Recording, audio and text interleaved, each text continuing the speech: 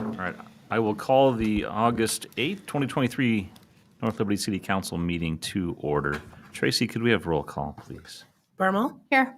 Harrington, here. Siddick, Here. Smith, Wason. Here.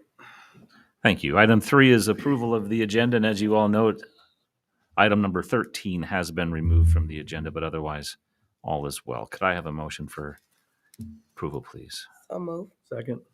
All in favor, say aye. Aye. Opposed? Motion carries. Item 4 is our consent agenda. There was a question already out there. Do you have other questions or things to take off of there to talk about separately? I could have a motion. So move. Second. All in favor, say aye. Aye. Opposed? Motion carries. Item 5 is time for public comment. This is a moment for anyone in the public to make a comment on something that's not already on the agenda. I don't see anybody out there in the public.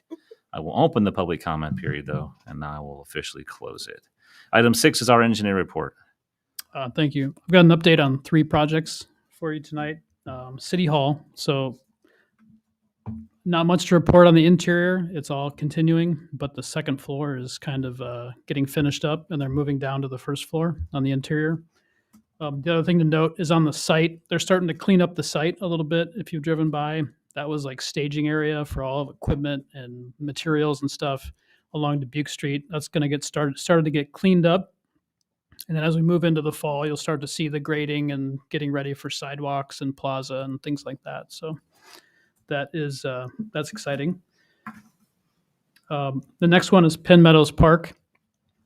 I wanted to provide an update. The storm sewer work that was under Penn Street is done, and the street is repaved, and the road is back open. So it was closed. We had a detour. That's finished now. And then I wanted to update you on the construction in the park is focusing on the new lot, but in the next week or two, they think they'll move into the existing parking lot that's out there, the asphalt one. So up to now, that's been open for people to use and park and do that. But in a week or so, when they move in, that'll be fully closed until it's done. But all the south lots along Penn Meadows Park will still be open for parking on the other side of the park. And the last one I was going to touch on was Fox Run Pond Trail improvements. That's a project we have in design. That's coming up on our 50% submittal. We'll review that with city staff here in a week or so. But just as a reminder, that project will build a trail around Fox Run Pond and connect to the streets, and also set up the location for the Parks Department. They're going to put a park in there, and this will set that location for them. Oh, just a quick question. With the 50% submittal, what does that do for the timeline? Does that escalate things a little bit or move behind? So no, it's on track. I guess Okay. I should have mentioned. So the bidding is planned for the end of this year with construction next year in the 2024 construction season. So that is unchanged. Any other questions for Josiah? Dubuque Street. How long will that be one lane? Is that just today? I don't. That's Streets Department that's coordinating that. Take that Okay. one. I talked to Michael, and yes, it should be back open as of this afternoon. That's what the plan was. However, he was mildly concerned with that rain I was just speaking of, that might slow this down a bit. But Okay.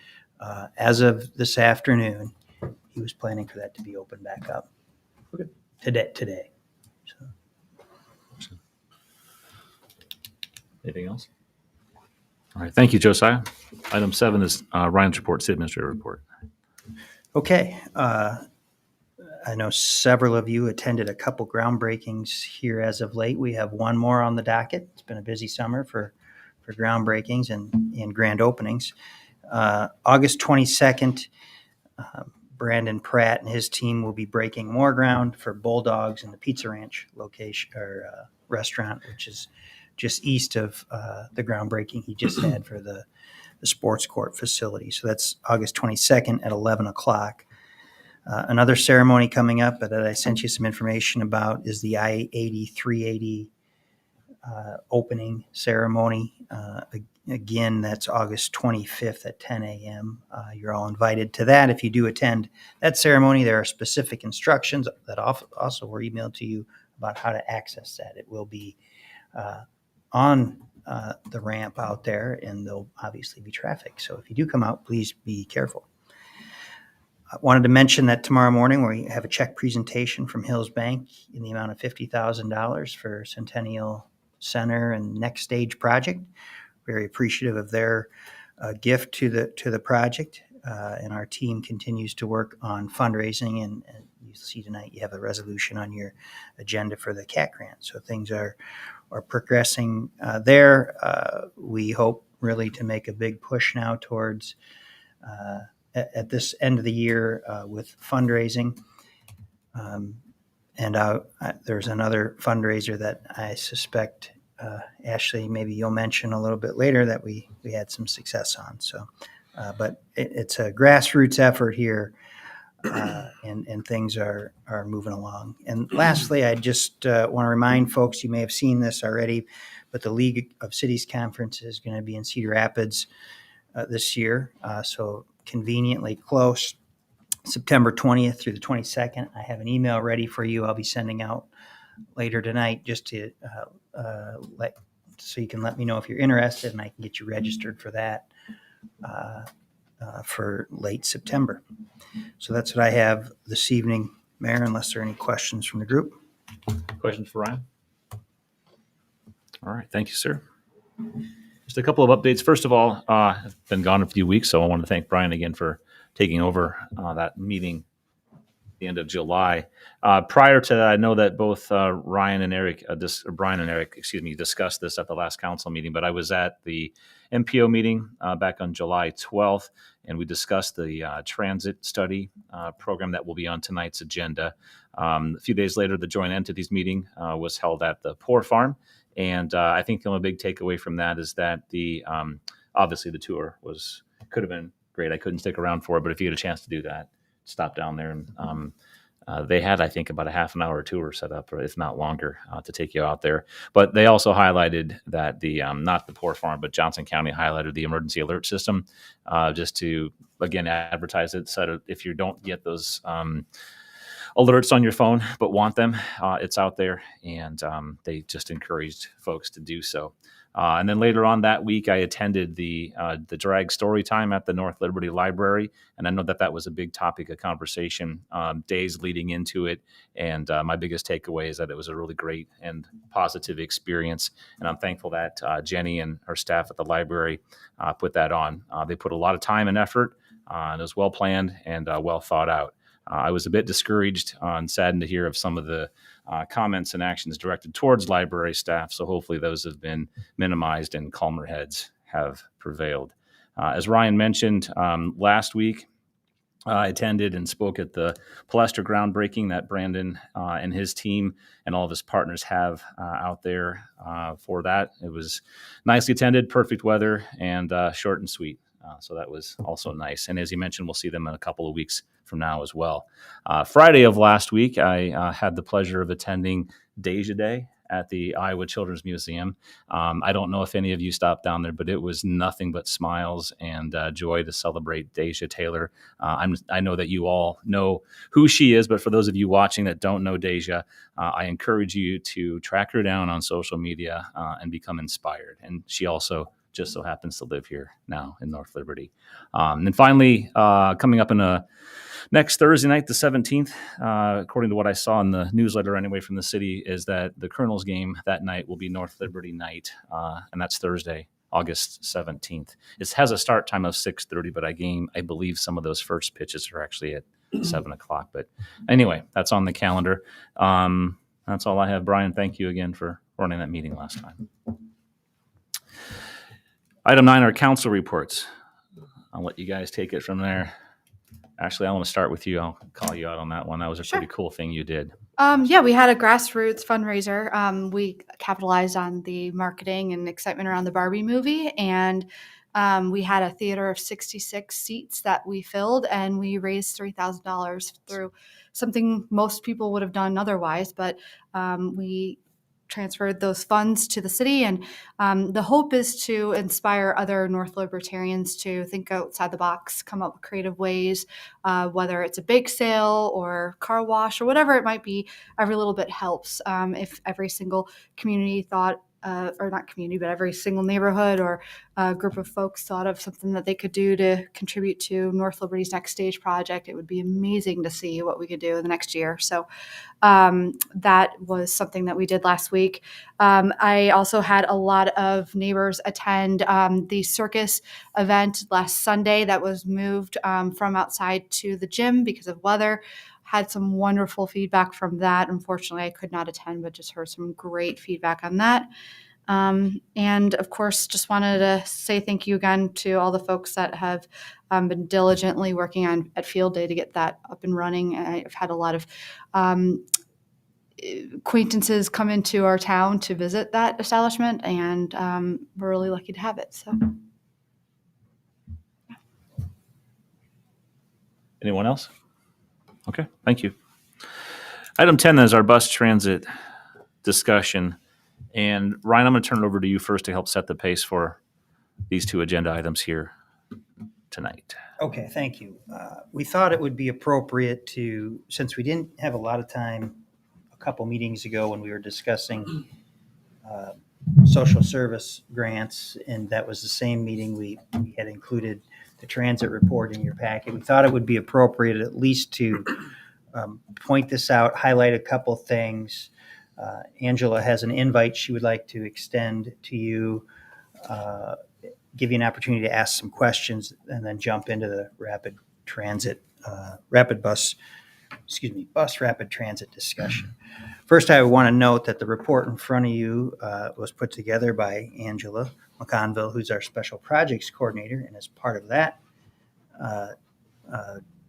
job, she also coordinates our transit efforts at the city. And so a couple things I would point out in the report is that you're seeing in FY23, transit costs are as high as they have ever been.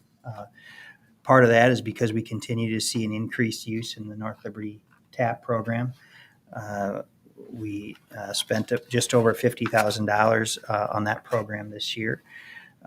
But we're able to serve, as you can see here, a good amount of riders through that program. The other reason expenses are higher than previous years is because of that SEATS ARPA program that we just approved an amended agreement on a couple meetings ago as well. That program to date has cost about $37,000. So in total, in FY 23, I should say in total for the fiscal year, it gets a little fuzzy because some of these bills come in after the fiscal year, but in total for 12-month period, it's about $221,000 that we're seeing for transit expenses. I would just point out that the TAP program, which is our own run in-house by Angela, certainly gets the most users and probably the best bang for the buck out of all these programs. But it is a limited service, so we're not taking people to work every day. Rather, we're getting them to appointments or to the banks or the grocery stores, etc. The SEATS program, the ARPA SEATS program, is popular because that will take people to work every day, but you're seeing that in the cost as well. I guess I would ask Angela to speak on the upcoming workshop or event that she would like to invite you to, and then ask the group if there are any questions, particularly on this report. Yes, that meeting's coming up. We've named it the Johnson County Employment Transportation Summit. It's coming up next Tuesday, August 15th. There's a group in the morning and a group in the afternoon. The group in the morning is local employers, elected officials. That runs from 9 to 11. We have ICAD coming to that one, UIHC, North Liberty Operations, Planning Centro, potentially Frontier. We have about 40 people coming to that. Iowa Workforce Development. So it's really focused on that employment transportation that we lack. That's our gap here. the meeting itself is open to all of Johnson County and all, communities. But in prior discussions with Kelly and Johnson County Group, we've talked a lot about North Liberty specifically. And so I'm hoping that our target study will be done in North Liberty. I can't promise that, but for this next phase of the grant. So I'm hoping next Tuesday we walk away with knowing that we're going to study North Liberty specifically. So I would love to have at least one of you there. Can you elaborate a little bit more on that? And thank you again for bringing this to our attention. So 9 to 11 is kind of the time frame that you would target for us being there. That makes it a little bit Yes. more palatable than the 9 to 3 time frame. Yes. And I'm sorry for the late invite. It really didn't come together until last week, and it's pertinent to this grant application process timeline. So we had to kind of hurry up and gather a group to meet. Problem. And the location, I think, is going to be actually moved from HHS building. So I'll let you know where it's going to be when we know. Thanks for putting together this report. Also, Yeah. I know that's a lot of work. Do you guys have any questions for Angela regarding the report that was in front of you, sent out in the packet? Yes, sir. Just one quick question. So on Coralville, on the blue bus, then it's like 10 people. It says, is that just North Liberty people getting on, or does that include the people that pick it up, come and winding way to Coralville? That could include the people being picked up in Coralville. It's just the total amount of the people who ride in the morning and the ride in the afternoon on that bus. So There's not a way for Coralville to tell us. I could ask Vicki for that information. Because conceivably, Yeah, we could have zero. we could. Yeah, I don't know exactly the number. Yeah, I know we don't have zero, but it could be and is likely much less than what's being reported here. So, yeah, that's a good question. Mm-hmm. Any other questions for Angela? Thank you for coming tonight Yeah, of and course. helping us to understand that. All right, item B here then is a discussion and possible action on financial participation in funding the bus rapid transit study. And I think I'll kind of just kick off this discussion with what we're hoping to achieve here tonight. And this goes back to not only the last MPO meeting, but several that we've had over the last couple of years. And predating most everybody up here on council, maybe except for Rakisha and Brian, the county, Crandick, the University of Iowa City, and Coralville have partnered. And I think I'm missing somebody else. Iowa City, I said that. Anyway, they've partnered in 2 previous transit studies that we have either not participated in or we've participated in minimally. One of them was funded large part by the state, and also Crandick put in a lot of money. So we really haven't been at the table and offering up funds for that. This round and this study is different, and I think all of you have a good taste as to what's different about this. That RFP was put out there. The hope is to, and for those that are watching, the hope is to utilize the Crandick Railway right-of-way in some way to actually have a bus rapid transit service on there, not a train, but a bus. We don't know if that bus is going to be able to get off of that line, how far it'll go, but it's believed that that'll provide a little bit more flexibility and less expense than for operating costs. So Brent reached out last week and asked us if we could either read what he had written in submission or just put it in the packet. So I asked for it just to be put into the packet. And I will start off by saying I initially felt the same concerns that he did. I don't feel like it should be an even split of funds out there, considering who will probably benefit and use it more. That being said, we haven't participated in these studies in the past, really in a way that supports the studies that have already been completed. At that MPO meeting, the MPO decided that they would approve up to, was it $100,000 to be put towards this study. They couldn't take action. We couldn't take action as a group, though, because it hadn't been discussed at the county level, and we will not reconvene again until I think it's November. So it's the MPO's hope that there is support from all of the entities so they can engage with and finally get this RFP contract signed. prior to us meeting in November and help that study get started finally. So as I said, I felt like Brent in his comments kind of reflected how I felt, but ultimately I also do know that this is a study that is important to this entire region, and I would ask for council to consider this $25,000 request that you see here in front of you. So with that, feel free, jump in, and it's up to us now. My biggest concern is that there's only been one consultant that has submitted a proposal in the RFP. I'm not quite sure why that is, and I'm wondering if there's an opportunity that lies to perhaps look at a consultant that might not have such a large fee assessed with their work. Do you remember, Brian or Eric, what sort of background we had on this? This may have been I don't think it's the same consultant that completed the previous two studies, or it is. I think it is. You think it is? He didn't say, so yeah, he didn't want to kind of put that out there until he got some direction. He didn't want to say that it was, but Or is that what yeah. you're saying? Yeah, he didn't really want to discuss who Didn't it want to was discuss who until it we was. kind of got farther down the road. Right. Right. But I know that topic was discussed also, Ashley, at the MPO, that only one did respond to it. And that may be an indication that nobody else wanted to do it. Maybe it didn't attract enough of a fee to be worth somebody's time to do. What Kent did say is that it's somebody that they are familiar with, that they've worked with in the past. And I don't know how local, but they're local-ish, and has had great experience and great confidence that they'll be able to produce off of this RFP. I would just note, Please do, yeah.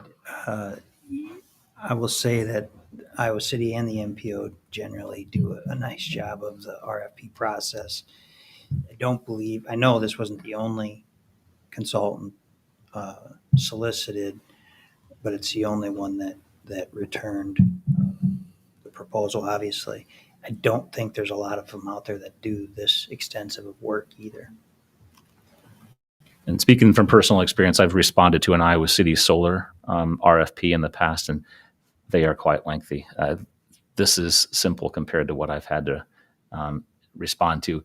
And at times I have been the only one responding for that very reason. So I'll give you a flavor on that as well. And I'm sorry, one more thing I'd add is I'm looking back on an email from Kent. He did note that it looks like it's two consultants or consultants working together. One of them did the most recent transit study for the city of Iowa City, and they were pretty happy with that work. So just kind of looking at, they're trying to maybe piggyback some of this off the rail studies, which, in the past I thought were not anywhere realistic. But the world has actually changed a little bit since that was done, because now you have a huge hospital not that far from, that area and stuff. So, and then they're building up into the area where the university is actually building, has quite a bit of infrastructure in that area now and stuff. So I think that everything's a little bit changed and stuff. So I'm okay with going ahead and doing it. I really would like to have a little bit better choices and stuff. But when you read what it takes to actually do this, because you have to basically abandon the railroad line, which is actually quite a lengthy process, and with the federal government included into that and stuff. So you really have to know what you're doing. My only thing is we need to make sure that the Krandic is 100% agreeable to whatever we come up with. So, and I think we need to get that formal, because, I would not want to spend $250,000 on a study and then the Krandic say, oh, we're going to park rail cars here. So we need to make sure that the Krandic is still on board. And they have been, generally in the past. I just don't know. We've talked to them about it for a while. So I think before we spend any money, we need to make sure it's my understanding. down. I'm sorry. It's my understanding that Kent has asked for a letter from them, and I believe he's received that letter saying they are amenable to this. Now, I don't know what this is. But yeah, I don't know. I don't think, And I don't know if he's going to get much further than that, but I know he had the same concern and reached out because of that. And I'll say informally, I've had discussions with a couple of officials at Krandic, and while I think they would prefer a train because they're train folks, they seemed very positive about this idea as well. So we give this approval, can we give this approval or not on the condition that we get something that satisfies that question, Brian? Yeah, I think I would move that we would do that as long as we're sure that the Krandic is Okay. on board. So as it were. I think it's very prudent. You didn't just make a motion, right? That was formal. Yeah. That I'll was a make motion? yeah. Okay. I'll second that. Your thoughts? No, I agree with that. Do you agree with that? You need What some, exactly was your motion? So that we would participate in the funding of the study and our suggested $25,000, I think. Yes. Yeah. So Yep. Thank you. Was that conditioned on Krandic? condition on the Krandic, but I think Yes. Did you get that part, Tracy? Yep. Okay. Thank you. And I just want to clarify, I mean, we have money for this. Where would it be coming from? it's a good question. What we will have to do is amend the budget at the end of the year for this $25,000 expenditure. It would come from the general fund, where we feel pretty good right now about our year-end FY23 surplus. Those numbers haven't been audited yet, so I'm a little leery to go into great detail. We will, though, when we have those ready, those prepared, but we'll have money to cover this. I have to say, I feel like I see this issue, transportation, kind of like the infrastructure issues we had in the early 2000s, where we were just trying to play catch up. And I'm afraid that's the situation we're in now, and we're only going to get deeper if we don't do something. People need to be able to move, and we need to be able to move them. It's a lot of money to do something, a big project like that. If it made money, private entities would do it, and they would make money off of it. It doesn't make money, but we still have to move people. So we can either keep expanding roads until we don't have any room to expand roads any longer, and then we're stuck, or we can do something like this and hopefully not have to expand roads as quickly. So I'm fully in favor of this study, and hopefully something comes out of one of those studies that we can actually use. I think this is the most flexible. It's much more flexible than trying to do light rail. And while I agree with you, and I think those are all extremely poignant notes that you're making, I struggle with it not being a responsibility of employers and private entities to be able to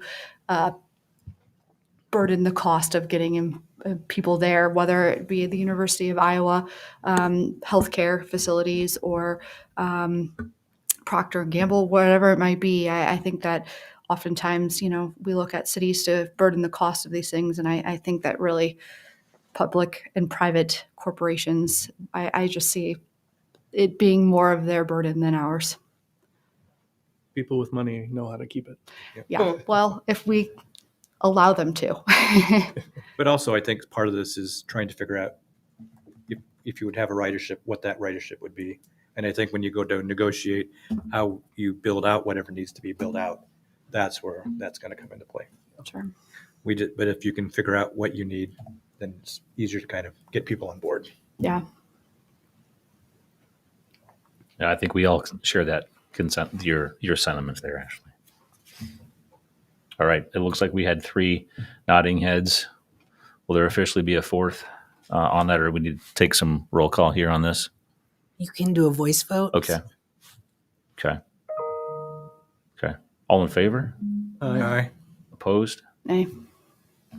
Motion passes. That good for all of us? Grant, you satisfied? Very, sir. Thank you. Thank you. Thank you, Angela.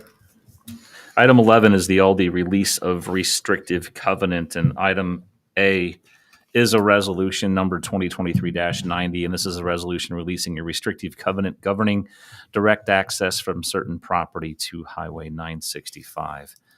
It reads out pretty simply for me, luckily, but would you like to take a moment and exercise those vocal cords tonight? Sure. This is actually kind of neat. In doing their due diligence for considering the purchase of property, Aldi has found an old easement from 1957 that grants the owner of that property access to the adjacent highway. Back at the time, it was Public Highway 153, later 965, and now we call it Ranch Highway. But it was only for agricultural purposes. And so they'd asked for a release of that condition. It was an agreement with the city, subject to their understanding that they are bound by the 965 corridor master plan. Staff recommends approval. Awesome. Could I have a motion for this resolution, please? So moved. Second. And moved and seconded. Do you guys have any questions about this? All right, Tracy, roll call, please. Harrington. Aye. Wason. Aye. Bermal. Aye. Sittig. Aye. Motion carries. Thank you. Item 12 is the Enhance Iowa Community Attraction and Tourism Grant, and this is resolution number 2023-91, a resolution authorizing and directing the city administrator to sign, execute, and submit application and associated documents for the Enhance Iowa Community Attraction and Tourism Program. Could I have a motion for consideration, please? So moved. Second. Moved and seconded and thirded. Does anybody need any enhancement or clarity on this? Oh, thank you for the staff for working all that out. Yes, definitely. Tracy, could I have roll call, please? Wason. Aye. Bermal. Aye. Harrington. Aye. Sittig. Aye. Motion carries. Item 14 is a transfer resolution, and this is resolution number 2023-93, a resolution approving an additional transfer for the fiscal year ending June 30th, 2024. Could I just get a motion for consideration first, please? So moved. Second. It's been moved and seconded. Does anybody need any help on this one? All right. Tracy, roll call, please. Bermal. Aye. Sittig. Aye. Wason. Aye. Harrington. Aye. Motion carries. Item 15 is set-off memorandum of understanding. This is resolution number 2023-94, a resolution approving the memorandum of understanding between the Iowa Department of Revenue and the City of North Liberty, Iowa for participation in the income offset program. Again, could I have a motion for consideration, please? So moved. Second. Been moved and seconded. Do you guys have any questions about that, or is it worthy of any other explanation? Something we're already doing. It's just with the realignment of the state government, the agreement needs to reflect the department that is now in control of this program. Perfect. Sound good? All right. Tracy, roll call, please. Wason. Aye. Sittig. Aye. Bermal. Aye. Harrington. Aye. Motion carries. Item 16 is the Iowa DOT agreement, and this is resolution number 2023-95, a resolution approving the right-of-way agreement between the City of North Liberty and the Iowa Department of Transportation for the reconstruction of the interchange of West Penn Street and Interstate 380. Could I have a motion for consideration? So moved. Second. Moved and seconded. Neat drawing to see where new lanes are going to go. Anybody have any questions about that? Tracy, roll call, please. Sittig. Aye. Wason. Aye. Harrington. Aye. Bermal. Aye. Motion carries. Item 17, our building and fire code ordinances, and this is a third consideration, an adoption of ordinance number 2023-20, an ordinance amending Chapter 157 of the North Liberty Code of Ordinances, adopting the 2021 International Building Code and modifying qualifying criteria for Board of Appeals. Could I have a motion for this consideration and adoption? So moved. Second. Moved and seconded. Do you guys have any final questions? Could I have a roll call, please, Tracy? Wason. Aye. Sittig. Aye. Bermal. Aye. Harrington. Aye. Motion carries. And item B then is also a third consideration and adoption of ordinance number 2023-13. And this is an ordinance amending the Code of Ordinances of the City of North Liberty, Iowa, adopting the 2021 International Fire Code as revised and expanding the scope of the city's Board of Appeals to include oversight of fire code interpretation. I have a motion for this consideration, please. So moved. Second. Moved and seconded. Any questions on this one? Tracy, roll call, please. Bermal, Aye. Wason, Aye. Harrington, Aye. Sittig. Aye. Motion carries. And finally, our off-road utility ordinance is item 18, and this is also a third consideration and adoption of ordinance number 2023-21, an ordinance amending Chapter 75 of the North Liberty Code of Ordinances governing the use of off-road utility vehicles. Could I have a motion for consideration, please? So moved. Second. Been moved and seconded. Any questions on this one, you guys? Yes, sir. Just when would this be able to go into effect then? Saturday, What's this published? and last until the end of next year, unless you guys say otherwise. Just thank you to the communications department's done a real nice job of kind of getting people prepped for this. So Agreed. Tracy, roll call, please. Harrington, Aye. Wason, Aye. Bermal, Aye. Sittig. Aye. Motion carries. All right. Item 19 is any old business. Things that we have discussed. If I could, Please. just old business as of a few minutes ago, going back to answer your question about Dubuque Street. It is still one lane, but once the asphalt cools this evening, it will go back to 2 lane. I would also just note I did send you an email just minutes ago that included the letter from the Krandic that I referenced earlier about participating in the study. So, thank you. Yes, ma'am. I just wanted to say thank you to Mr. Finn. There was a letter in the council packet from a gentleman who's soon to be a 7th grader. It's very well written. Mhm. I was very impressed, and it's something that I think we should discuss further. Yes, thank you. Good for them. Good for him to have written that. Yes, very, very, yeah, very definitely. good. Definitely. One final piece of old business that I forgot. It's kind of relevant. Old piece of business you may have seen today. Kelly Hayworth has officially been at the city of Coralville for 35 years today. It was August 8th, 1988 on there. So congrats, Coralville, for having Kelly on board for so long, for that to have been such a success down there. 20 is new business. Anything new to bring to the council's agenda? I would just say, Ryan mentioned the League of Cities conference in September, and I know Ashley and I and Chris went last year, and I would recommend that anyone go if you haven't gone before. And you don't have to spend the night this year, actually. True, it is a good conference, and that it's so close by gives us a good opportunity. All right, item 21 is adjournment. Anybody want to make a motion for that? So moved. So moved. Second. Second. All in favor, say aye. Aye. Opposed? Thank you guys very much.